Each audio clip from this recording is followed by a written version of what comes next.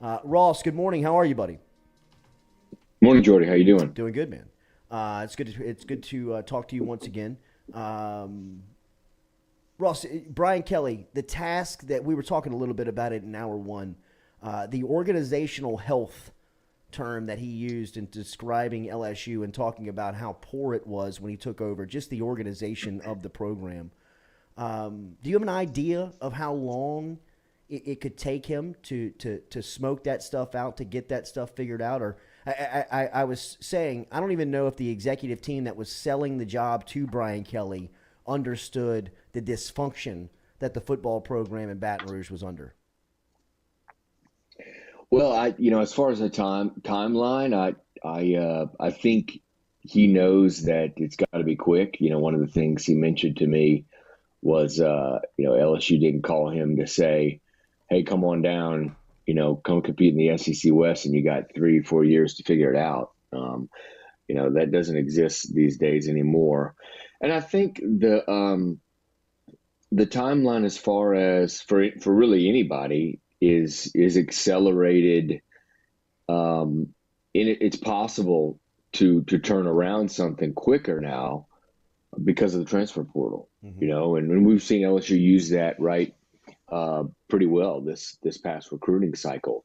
Got several guys from the transfer portal, so it's a little easier nowadays to turn around a program a little quicker. Um, but we all know these things do tend to take a little time. And he mentioned that because of the situation the program was in, that it would take some time. But yeah, he knows he really doesn't have it. And like I said, I think the big thing is the transfer portal is a place where, if you're a new coach, you can plug and play and turn around things a little quicker. Do you have an idea what the expectation may be inside of the building for year one under Kelly? I think a lot of it's going to depend on the quarterback. You say that a lot about pretty much every team. You could say that about, but because quarterback is so important these days in football, NFL, college. If you don't have a good quarterback that not only is skilled, but um, and just to use a cliche, the whole coach on the field thing. If you don't have a quarterback who understands the system and can make quick decisions and all that, then um, you're in a little bit of trouble. So I think it's going to depend on the quarterback, and I know they've got a 2 or 3.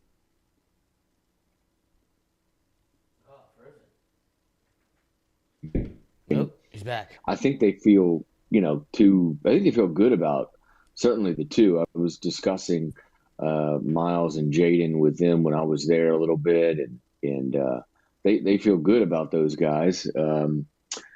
They each are very different, so depending on what scheme they want to run is probably what quarterback they'll go with, or maybe they'll go with a quarterback depending on his skills and shape the scheme around it. But I think it's going to depend a lot on how good quarterback play is how good year one is. Ross, you point out the differences in personality in LSU's last head coach to Brian Kelly. Ogeron drove a Hummer. Kelly drives a Tesla. Ogeron would beat a drum in the halls of LSU football. Now under Kelly, the players are discouraged of playing music in the halls as they move from meeting room to meeting room.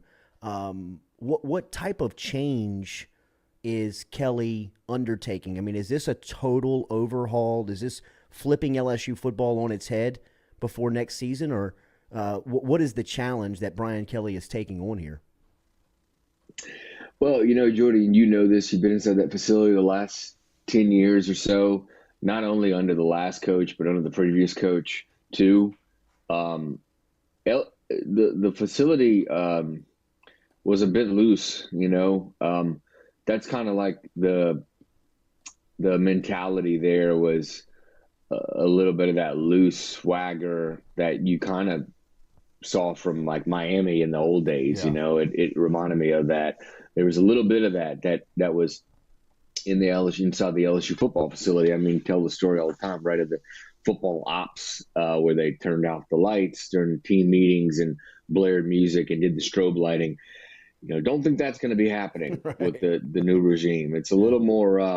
It's a little more business. It's a little more CEO.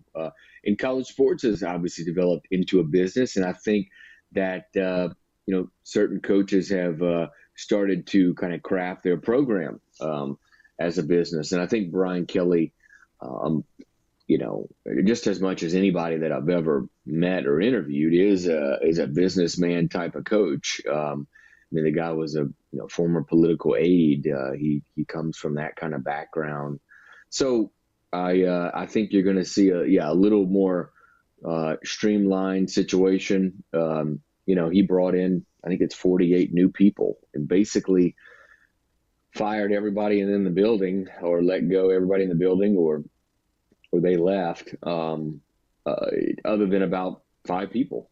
I remember I walked in the building and I saw Yael, who is his secretary, and I looked around and I didn't see anybody else I recognized. And she kind of chuckled like, this is it. I'm the holdover, at least up on the second floor where the coach's office is. You go down on the first floor and you got Greg Stringfellow and some of the equipment guys.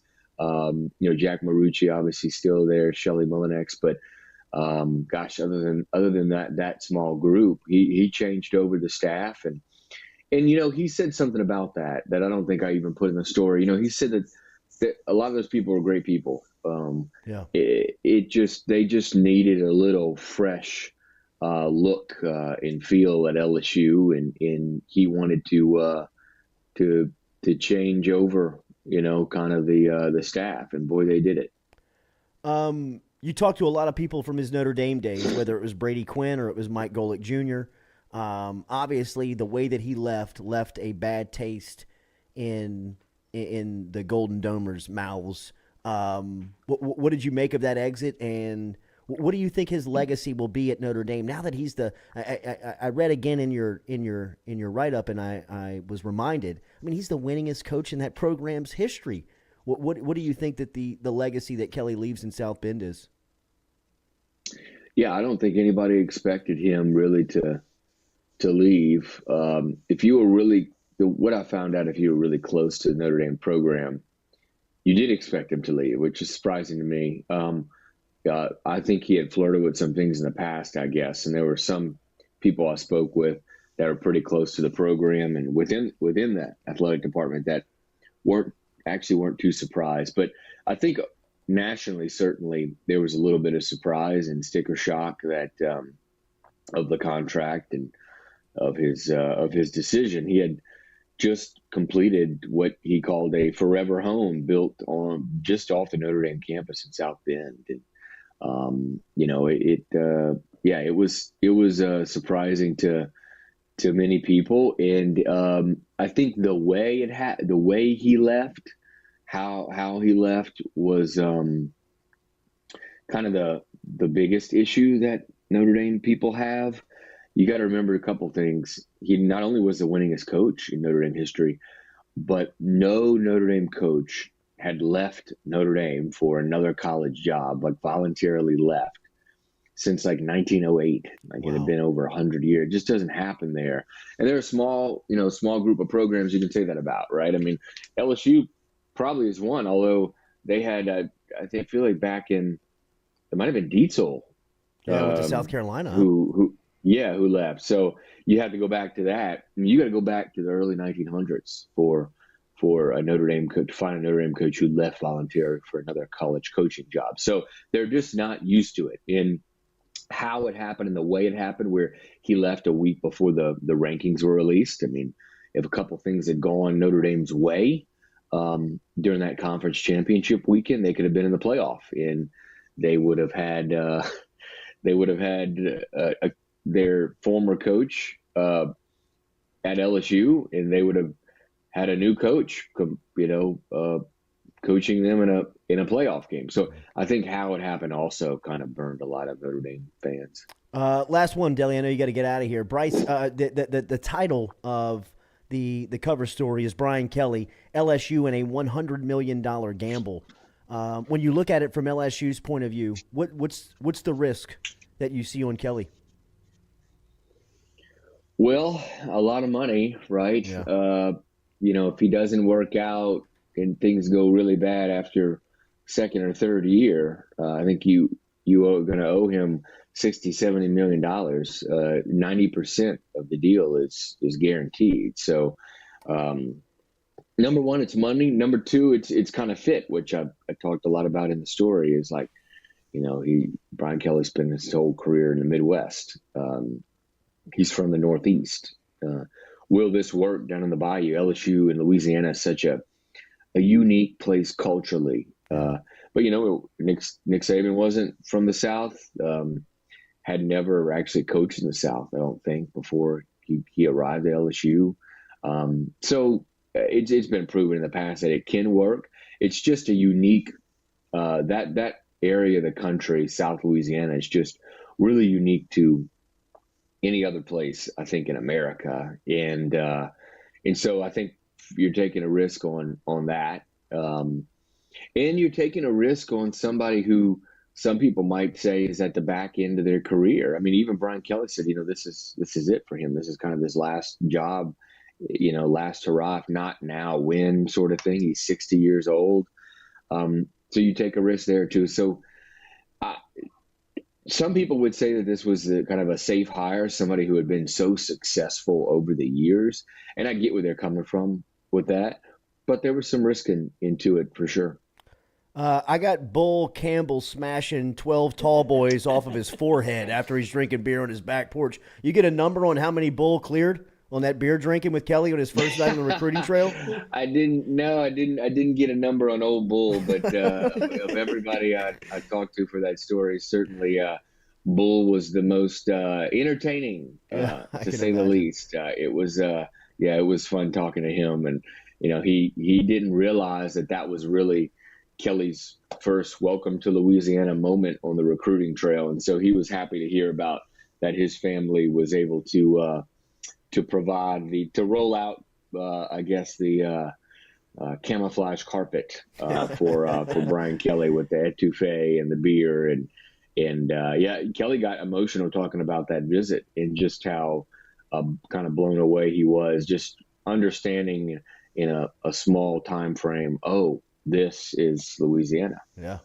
It's going to be tough to keep Bull's son off the field very early. Will is making some waves down here during the spring, already running first team left tackle. Thank you, Deli. Keep up the great work, man. All right. See you guys. All right, man.